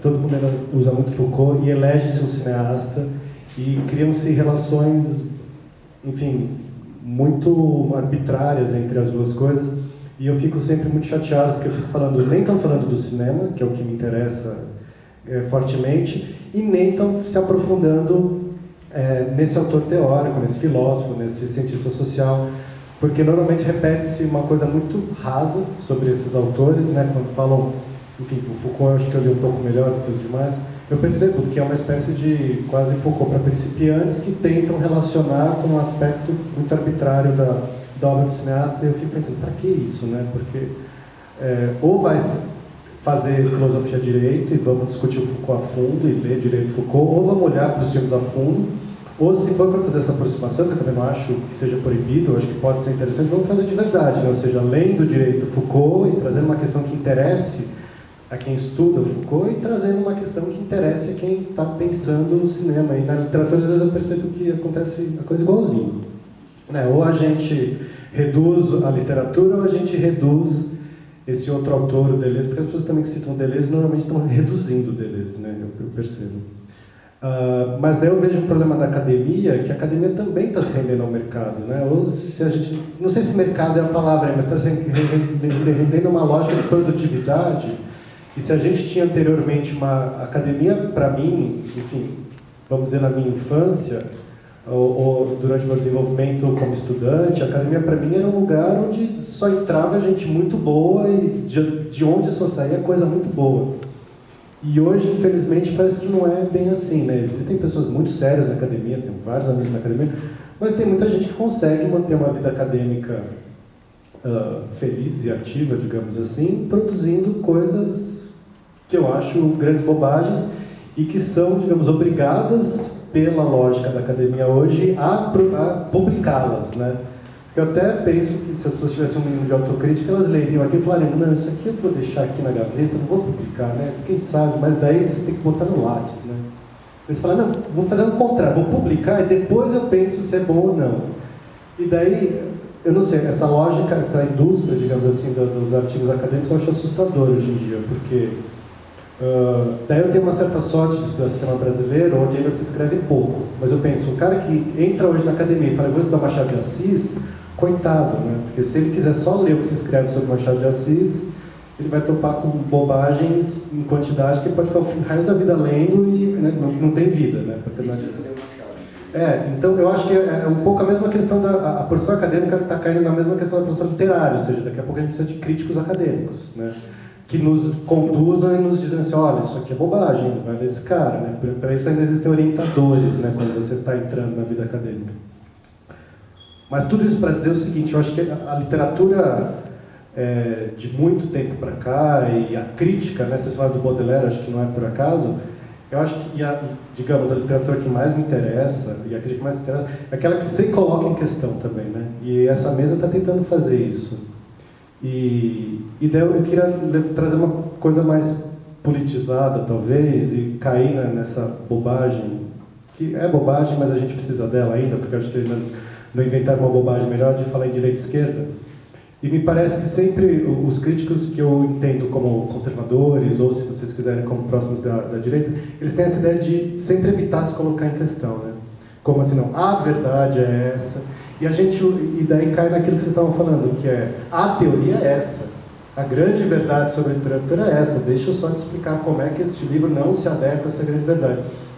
E o mais interessante ao menos para mim, é essa questão de o que me interessa enquanto crítico, eu também estou colocando em questão, porque pode não ser bem isso, e a minha relação com essa obra eu estou colocando em questão, assim como eu estou colocando em questão essa própria obra. O outro risco que eu acho que está no outro lado, que eu acho que acaba caindo um pouco nesse primeiro, que é de você ter uma verdade absoluta que você precisa, né, trazer aos seus leitores, ou uma regra inquestionável de julgamento, é um pouco o que acontece na internet muito, que é a minha opinião pessoal, a minha impressão pessoal é muito importante, quer dizer muito para muita gente.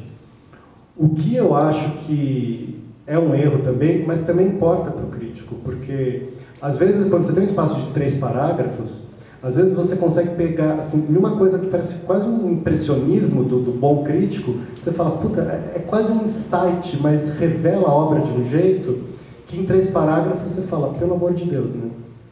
Como é que o cara fez isso? só rapidinho, assim, eu gosto muito também dos textos de Inácio Araújo na Folha de São Paulo, daí sobre cinema, que ele tem um parágrafo para falar do filme do dia. Teve uma vez que ele foi genial, ele tinha que falar do Twitter. Twitter é aquele negócio da internet, que eu não uso. Twister, aquele filme lá do Furacão. E daí, né, imagina, o cara tem que falar do Twister, né, o filme do Furacão em um parágrafo, o que ele vai falar? Ele começou a falar assim, publicou-se um livro sobre Machado de Assis, e daí abriu parênteses, a editora deu o serviço, né? Autor, editor, onde a autora identifica como grande característica do Machado a gagueira. Né? E daí, o que dizer sobre Twister? Este filme passa hoje à noite. Ele é correto, ele é interessante, né? Funciona, mas falta ali uma coisa, a gagueira. Né? A gagueira. Eu recortei isso e guardei, eu falei, isso para mim é um jeito de falar de um negócio em parágrafos. Tipo, ele não explica o que é gagueira, ele fala, se você quiser saber o que é gagueira, lê o livro, lá ela explica, ele cita o Machado. Né? Todo mundo sabe o que é um filme que funciona, tal, não sei o quê, então vocês já só se destacaram o que é. É genial, né? É genial. Mas tudo isso um pouco para perguntar como é que vocês se colocam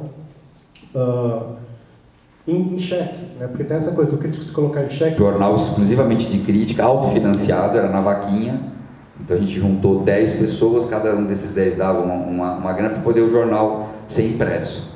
Né? E a gente fazia, por 2 anos ele foi mensal, depois começou a rarear porque estava pesado para continuar, mas era um jornal feito exclusivamente de crítica e que a pauta era a própria comissão que decidia, tinha paus, tinha grandes discussões de ideias, né? De dúvidas, então alguém pôr uma coisa, discordava, né? E entrava texto que uma parte não gostava, a outra defendia, e teve polêmicas, você falou do Ricardo Lízias, teve um texto do Lízias super crítico ao Rufato, né? E que o Rufato ficou, agora já superamos, ele ficou muito bravo comigo na época. Foi difícil tentar explicar que eu era apenas um dos editores e não era, e a opinião de cada editor não refletia uma opinião, né, coletiva e tal. Posso falar isso porque a gente conversa isso, enfim, sou amigo do Rufato, né? E o Lízias fez eu, por exemplo, não concordei com a crítica do Ricardo Lízias, né? Como eu, muitas outras pessoas não concordaram, mas a maioria dos editores achou que tinha que ser publicado. E democraticamente foi publicado. Eu falei, acho que o Lízias carregou aí, ele está usando mais crítica pessoal do que argumento mesmo, era a minha opinião, por isso que eu estou abrindo, né? Mas os editores falaram, não, tem que publicar, tal, e publicou. Aí logo em 1 ou 2 edições depois, o Manuel, que era um dos editores do Carro também, fez uma crítica do Rufato, contestando a crítica do Lízias, né? Ambos colaboradores do jornal, e quer dizer, isso é uma discussão, abrimos a discussão, ficou um debate, um atacou e o outro defendeu. Pô, bom para o Rufato, bom para o leitor, né? Aí acho que o Rufato entendeu, ele falou, não, realmente, acho que ele percebeu que não era uma coisa persecutória, porque ficava parecendo que era uma coisa persecutória do jornal, com ele especificamente, né? E aí entra nessa coisa provinciana, né? De todo mundo se conhecer e estar muito próximo, os espaços serem pequenos, e não ter leitor, né? E ter pouquíssimo, então as pessoas acharem que tudo tem que ser o máximo, tudo tem que, né, ser elogiado e tal. E parece pessoal, tudo parece pessoal, né? Você não pode criticar porque a pessoa está uma campanha contra, uma campanha do jornal contra o escritor, então vai uma campanha. O Heitor aqui está lançando hoje um manifesto contra o Marcelino Freire. Não é isso. Não tem nada, eu sou amigo do Marcelino Freire, o Heitor conhece, não tem nada contra, né? A gente gosta de coisas como tem dúvidas com outras coisas, é isso que está sendo dito. Não que o cara não, entendeu? É uma figura execrável que você odeia, que você está perseguindo e tal. Cara, não existe isso, mas é difícil essa ideia passar, né? Agora, só para fechar a coisa da educação, dentro desse movimento todo, entre aspas, otimista, a gente tem editais do governo que compram anualmente milhares de exemplares de literatura boa, média, ruim, ótimo, regular e tal, compra milhões, é o sonho das editoras, é o que está sustentando muita editora por aí. E para onde vão esses livros? Já me contou, então por isso eu estou lembrando que você me contou essa história. Para onde vão esses milhares de livros comprados? Chegam na mão dos professores também, as pessoas me dão. Chega na mão, ano chega para professor, outro ano chega para aluno. Vem a caixinha do professor, eu ganhei um monte. Você não quer para você? Eu dou na biblioteca. Você que gosta de literatura, então. Não, é exatamente isso. Você usa o professor Não, e E veja, Você que gosta de literatura, a caixa é toda tua, leva tudo para casa, inclusive que está ocupando espaço aqui. eu conseguiria comprar assim com o meu salário, eu adoro esses discos, que vem para mim. Então, eu não consigo pegar, eu falo, não, leia. Então, Deixa na biblioteca. mas você veja, e isso, chegar até o ponto final, já seria, digamos, uma coisa bacana, tal. Mas isso não quer dizer nada, porque o que vai ser feito com esse livro? Quer dizer, que trabalho vai ser feito com esse livro que está sendo selecionados para uma rede pública, que é do mundão, né, do Brasil todo, tal, não é só daqui da capital. Não existe uma relação de educação com esse objeto. Então, O aluno não sabe o que é. veja como o buraco é bem mais embaixo. Né? Então, você imagina esse professor que está recebendo essa caixa e que joga para você, ou deixa lá, esquece, ou você contou aquela imagem dos alunos arremessando, né, os livros no pátio e tal, vira aviãozinho, frisbee, né, vira um livro, vira um objeto de brinquedo, né, físico, assim, não de leitura, né. Então, entendeu? O que vai adiantar a minha resenha do Heitor, do Carlos Felipe, se chegar na sala do café da escola, se é de diretora, orientadora, ou a professora ler, se chegar, né? Bem claro isso. O que vai adiantar? Nada na resenha, entendeu? Não vai resolver nada. Agora, a gente continua fazendo, a gente continua acreditando que se alguém lê e fala assim, poxa, esse livro aqui pode ter algum interesse, né? Para fazer um trabalho, ou meu, ou pessoal, ou educativo, ou sei lá, o que for, você continua tentando atirar aí, continua jogando a garrafinha no mar, né? Com um papelzinho dentro. Se alguém vai abrir ou não, aí a gente não sabe, né? Acho que eu fui muito pessimista. Só para uma provocação para terminar que eu anotei, que o Renan colocou, a coisa da hiperespecialização, né? Eu não sei, posso estar errado, né? Mas eu não sei avaliar ainda no momento se eu chamaria de uma hiperespecialização da literatura, né? Eu acho que tem uma profissionalização do escritor, uma tentativa de esses institutos, as bolsas, as feiras literárias, né? Os eventos que são pagos e tal. Existe uma profissionalização, né? Profissionalização, não sei se isso é literatura, o que vai ser, para que serve, tal, mas tem uma profissionalização. Dá para hoje, dificilmente alguém vai viver do livro, mas no entorno do livro dá para pagar uma outra continha, né? Se você está no circuito, não causem, né, animosidades, tal, te convidam, você vai lá, participa e tal, e alguma coisa você consegue sobreviver. Não de vender livro, que aí realmente não rola. Mas eu não sei se tem, pensando esteticamente, né, uma hiperespecialização da literatura. Da crítica, sim. Da crítica, acho que tem um movimento de hiperespecialização que tem a ver, não estou demonizando a academia, nem quero isso, mas tem a ver com um processo de hiperespecialização também da academia, e isso contamina, né? Isso é um processo, enfim. Eu acho que a literatura ela é complexa, ela tem as complexidades do momento, e ela não felizmente, ela não responde sempre aos padrões que os críticos esperam dela. Né, que os críticos, as teorias historicamente constituídas esperam dela. A literatura está sempre se mexendo no campo movediço, né? E o que é complexo hoje é a relação da literatura, que é feita hoje com os leitores, com a sociedade, com esses não leitores, na verdade, né? Eu acho que a gente está sempre lidando com... O Carlos tinha falado em leitor ideal, né? Weberianamente. Aí eu pensei no leitor imaginário, e agora para entrar na coisa da filosofia francesa, o não leitor, tem um não lugar, a gente pode pensar no não leitor, né? A gente escreve talvez para esse não leitor, né? Tanto como crítico como poeta.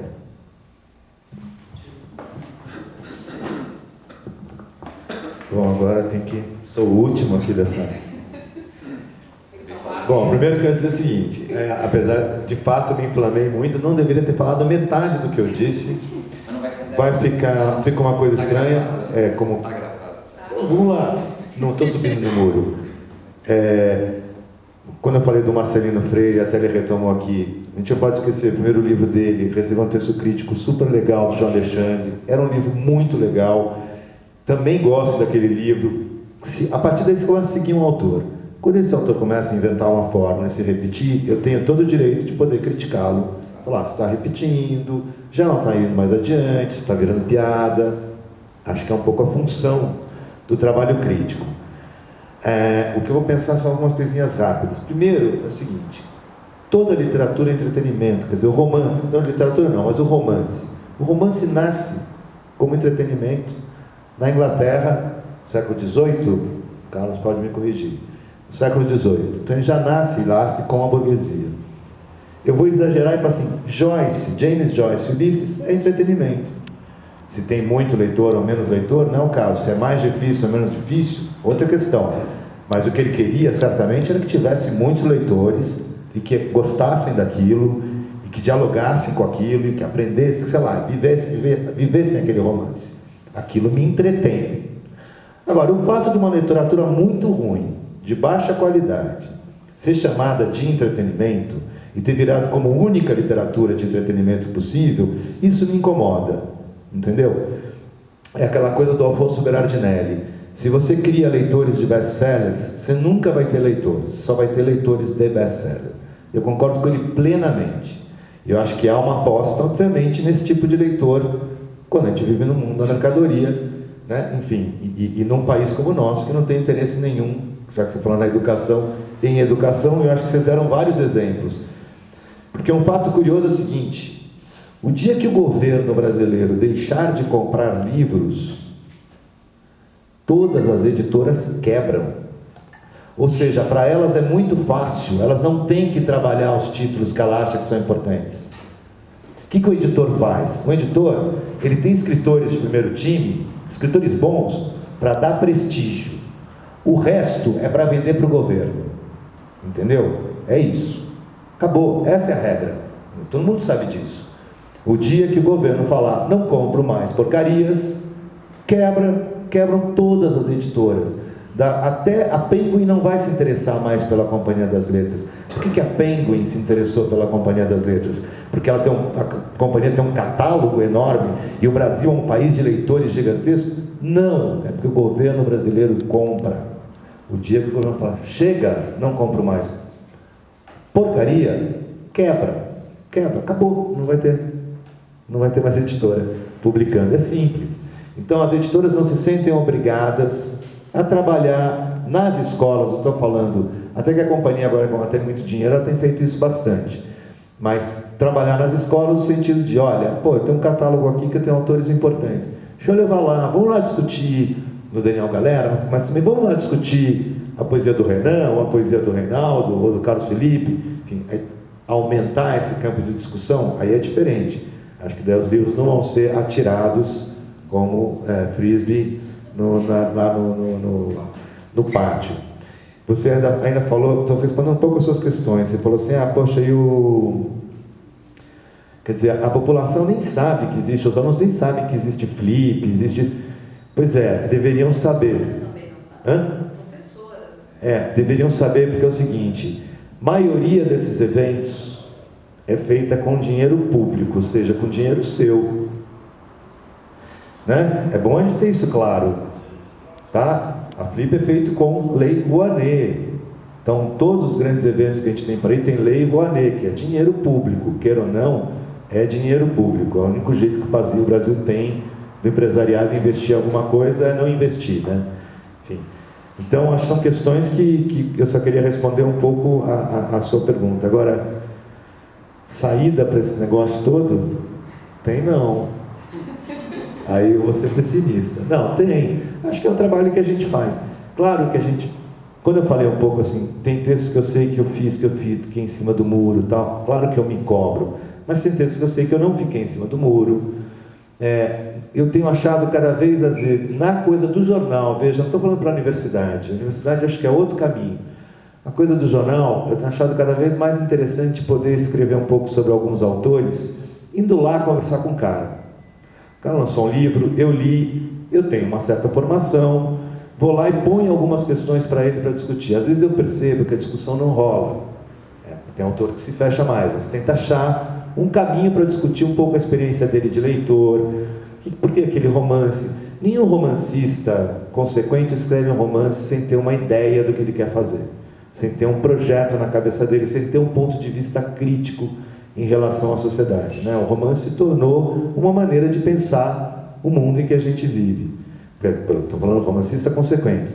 Então procura esses caras, acho que é um jeito que um tem a linguagem dele, que é sempre muito agradável. ali pelos miolos eu vou enfiando meus pitacos críticos da maneira como eu penso a literatura dele. Acho que é uma forma, e num texto que quer ser um texto de jornal, ou seja, um texto mais leve. Acho que é uma forma de tentar atrair e tentar levar algumas discussões sobre literatura, sem fazer um texto hiper, super especializado. Agora, eu não tenho nada contra a especialização, não tenho nada contra o hiper, super especializado da academia. Acho que a universidade, às vezes, sai coisas lá de dentro muito legais, textos que eu leio e falo, pô, aprendi muito lendo determinado ensaio, livro acabou de ser publicado, você vai ler e fala... Eu li uma tese agora, por exemplo, que já tem um certo tempo, que é do Carlos Berriel, que é um professor da Unicamp, né, que chama Tejo, Sena, Tietê. É um livro em que ele vai fazer um pouco... Ele monta um pouco o perfil, vamos dizer assim, do Paulo Prado, que foi um dos grandes produtores de café no Brasil, uns homens riquíssimos, influentes na política, e que sempre foi visto como o mecenas da Semana de 22, a Semana do Modernismo. E o que ele tenta mostrar é, Paulo Prado não foi apenas o mecenas, ele foi o ideólogo da Semana de 22. O que é um deslocamento da leitura crítica bastante interessante. Quer dizer, o nosso movimento do café, da produção do café no país. E ele faz uma leitura interessantíssima, é um texto de um especialista da universidade, é um texto acadêmico, mas para mim está ampliando o meu campo de leitura, aquilo para mim é provocativo. Então defendo que a universidade continue fazendo isso. Critico, obviamente, aquilo que você também falou. Claro, 2 pesos, 2 medidas. Existe o Lattes, existe uma loucura da produtividade. Vi uma palestra de um professor que dá aula em Stanford, nos Estados Unidos. Ele falou assim, estou horrorizado como vocês levaram a sério essa ideia quantitativa norte-americana que nem lá nos Estados Unidos a gente leva mais a sério. Ele estava falando exatamente do Lattes, dessa obrigatoriedade do sujeito ter uma produção que ele vai colocando, indexando numa página, e quanto mais ele produz, é melhor para a academia. Ele disse que nem lá nos Estados Unidos eles estão mais levando isso a sério, já estão repensando essa questão. Aqui a gente está levando isso, virou uma fabriqueta de qualquer textinho vagabundo que o cara publica, ele reesquenta texto para poder ter mais texto colocado no Lattes, o que obviamente impede a discussão, o conhecimento, que é o que a gente gostaria. O pessimismo, ele vem, claro, a reboque do desejo de transformação.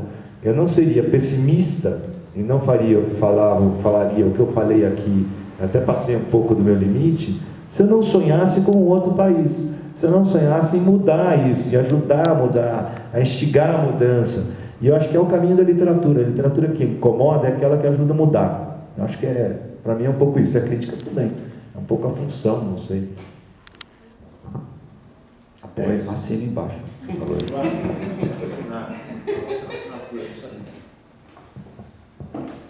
Bom, queria agradecer então ao público, aos convidados, e eu acho que, complementando essa questão do pessimismo, otimismo, tem, né, a FLAP é por si um festival quixotesco, né, que não tem auxílio, então também a gente fez uma vaquinha, a Roberta pagou antecipado as antologias, e vai assim, e infelizmente por conta disso também a gente não pode nem contribuir com táxi dos convidados. Então o mínimo que pode acontecer é a gente deixar esse espaço para ultrapassar o limite e falar o que quer falar, porque senão também não tem sentido, né? Acho que a gente estava falando de todas as restrições que professores, pesquisadores, poetas têm, críticos têm, né, de alguma forma poder pagar as contas. Então aqui a gente não está pagando as contas, pelo menos a gente pode discutir mesmo. Eu acho, não é? acho que esse é um momento importante de discussão das questões culturais brasileiras, porque há alguns anos atrás houve um projeto, inclusive, que era para modificar a Lei Rouanet, né? E junto com essa modificação vinha o Vale Cultura. Isso é um projeto lá do início, quem leu o projeto no início vai lembrar. Um que modificava totalmente a Lei Rouanet, ou seja, ela não ia ser essa festa do empresariado que finge de mecenas, mas usa dinheiro nosso para se promover e dar festinhas para cima e para baixo, como em Paraty, em outros lugares. Então, era uma puta mudança. Só que, claro, que a grande imprensa, como a Folha de São Paulo, o Estadão, o Globo, e a Veja, fizeram o favor de destruir esse projeto em vários textos, mostrando como aquilo era absurdo, né? Então tinha uma questão, por exemplo, no teatro. Financiou a peça vai ter que andar pelo país durante um tempo. Se não pode, o texto, financiou o texto, por exemplo, teatral, o autor entrega para o governo durante 2 anos o direito. O governo pode usar aquela peça em vários lugares, já que foi pago pelo governo. Aí claro que surgiu o movimento de, como isso? O governo quer roubar da gente o nosso direito autoral? Não podemos? Ora, quem pagou para você escrever? Não foi o governo? Devolve, então, para o país durante 2 anos só da sua vida, não é a vida inteira. Os direitos voltam para você. Mas todo mundo criou uma barreira enorme. Hoje a gente tem a Lei Rouanet mais sacana do mundo, que é para privilegiar só quem tem muito dinheiro, e agora vai vir uma lei, um Vale Cultura, desatrelado de um projeto maior de transformação da cultura, e que vai ser outro saco para dar dinheiro para a Editora Abril antes que ela quebre, tanto que a Marta já falou que é para comprar revista. Então a gente vai financiar a Editora Abril, que está quebrando, quer dizer, quebrando não, porque estão jogando dinheiro em outro canto. Então está quieto, mas estava lá, para poder vender revista. Não vai ser para financiar a cultura local. A pequena cidadezinha, que não tem teatro, não tem cinema, aqueles R$50 poderia modificar a vida daquele lugar. Mas não vai ser para isso. Vai ser para financiar os mesmos. Então, não é uma questão de pessimismo, a gente tem que ser muito crítico, eu acho que esse é o momento. Parte assim, você, a professora, é o seu primeiro passo, você está aí, essa é a sua função. Como um outro professor, é a função dele. Eu, em sala de aula, também faço isso. E com uma situação mais complicada, talvez, do que a sua. Dou aula para gente que tem dinheiro, certo? E que não lê. O que é impressionante. Chego na minha sala de aula e falo assim, vocês leram? Fala um romance contemporâneo qualquer, importante, sei lá. Nunca ouviram falar. E são pessoas que têm grana, estão em todas as baladas da Vila Madalena, mas não adianta. É um pouco, é quixotesco, como ele diz, mas é o lado otimista do quixotismo aí, né? Só acrescentar, para finalizar, é justamente por serem quixotescas, né? E por estarem insistindo e estar continuando e estar reunindo pessoas aqui para discutir, então a gente vem, sabe? Não precisa pagar a passagem, ninguém cobrou e nada, enfim. Enfim, paga um salada na saída, tudo certo. Não, estou brincando, enfim, a gente acredita nisso, eu acredito nisso. A minha vida inteira foi justamente embarcando em projetos quixotescos, né? Alguns deram certo, alguns não deram, alguns pagaram conta, outros geraram pedra no rim, e assim você vai levando, né? Tem pedra no rim e sempre tem uma pedra no meio do caminho. Acho que é isso. A literatura e acho que o tesão pela literatura tem que ser isso, tem que ser essa pedra sempre no caminho, né? Essa discussão, acho que o que o leitor está colocando, mais uma, é super importante, a coisa dos financiamentos, que a gente vive, né? Vive no mecenato do Estado, não é da sociedade, porque o empresário, na Lei Rouanet, ele não dá dinheiro nenhum para projeto nenhum, né? Não é dinheiro da empresa que está indo, é o imposto que ele pagaria de qualquer forma, que aí é dinheiro público, todo cidadão, que é deslocado para o projeto, que ele pagaria de qualquer jeito como imposto em cima daquilo que ele já lucrou. Então não é dinheiro não é da empresa, não é o mecenato da empresa, não está fazendo benevolência nenhuma. Assim, quem está fazendo benevolência é o Estado, que está deixando de arrecadar parte do imposto daquela empresa para jogar em XY projetos, que geralmente são caros, badalados, de grandes empresas também, né? De grandes bancos, institutos e tal, que fica um ciclo, fica um ciclo vicioso, né? Tem dinheiro pra caramba. Lá vocês pagam, qualquer um de nós tem a conta lá, não tem, mas a gente paga de juros. Tem muito dinheiro, não precisa de levar nem. Não precisaria, não precisa. Então é isso, né? É uma visão um pouco distorcida do que na verdade acontece, mas no entanto, aí o banco, né, a empresa que seja, paga de mecenas e tal, mas não é dinheiro público mesmo, está sendo usado, e por conta disso a gente tem que ter mais cuidado, atenção, né, fiscalização, ir para a rua, ocupar espaço, fazer passado para essas coisas, né? São bons motivos para se fazer movimentos, né, também, além de discussão.